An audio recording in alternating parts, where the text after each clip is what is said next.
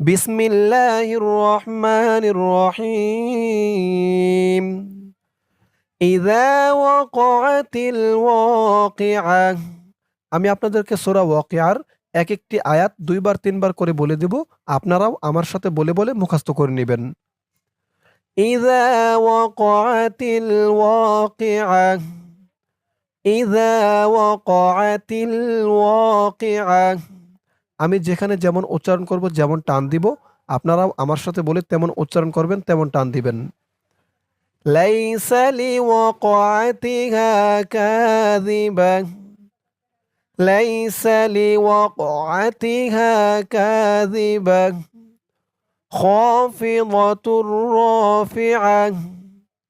খাফিদাতুর রাফিআ। ইযা রুজ্জাতিল আরদু। إذا